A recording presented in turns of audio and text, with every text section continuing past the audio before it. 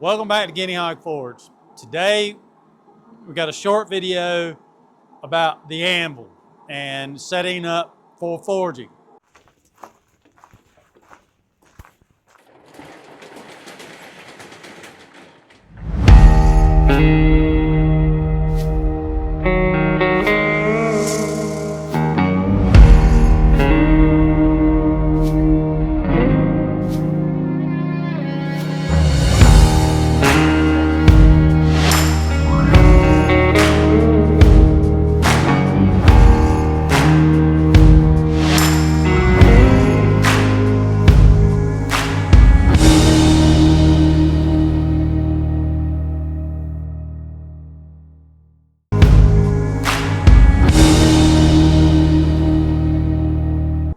Again, this is my Holland. Unfortunately, they're out of business, but oh well.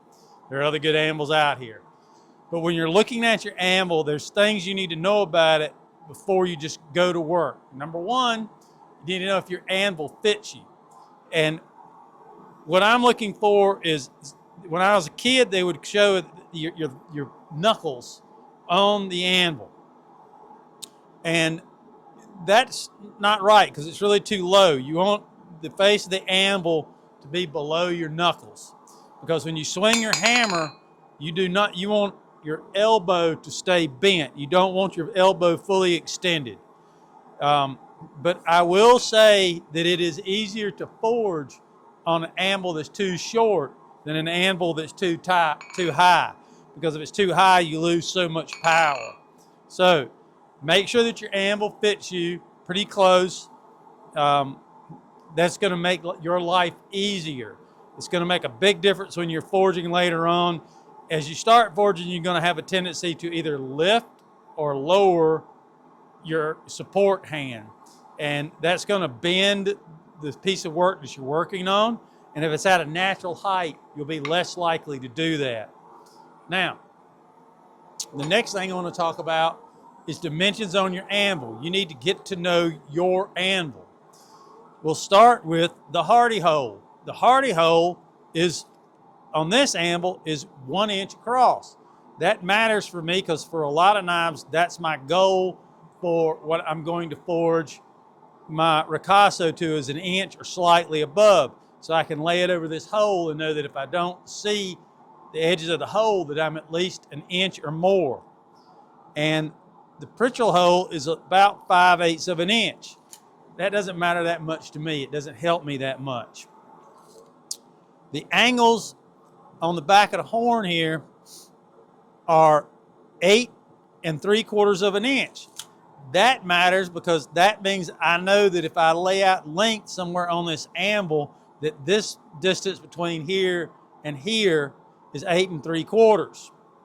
The next thing I need to know is how wide my anvil is. That's, for this anvil, it's 5 inches.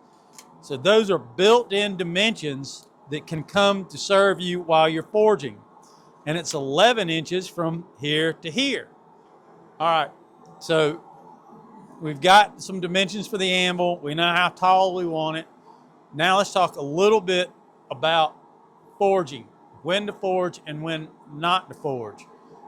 When to forge. The whole adage is strike while the iron's hot. What is hot? This is pretty hot. This is a fairly bright day, and this is a good orange. You can see the scale on it, and when you see the scale, you know it's beginning to get pretty hot. Now, this is a good temperature to work at. When you're below this temperature, you're going to run into problems with it being harder to work. It's going to want to crack, that kind of thing. So I want to start when it's that color, and I want to stop work when it gets to a red. And when I say stop work, that's heavy forging. You're going to see me planish at a black, but that's not forging anymore. The effort of my blows are going to decrease greatly as things cool down. So at this stage, I want to be done forging. I don't want to be doing any more forging at this temperature. It's harder on me, and it's hard on the steel, and you're running the risk of cracks. You can also crack it by forging it too hot, but too cold is Too cold's just as bad or worse, in my opinion.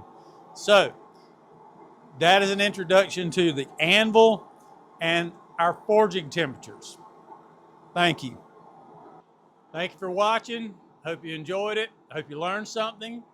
If you did, give me the like, follow me, and if you want to help pay for gas and steel, find me on Patreon. Thank y'all.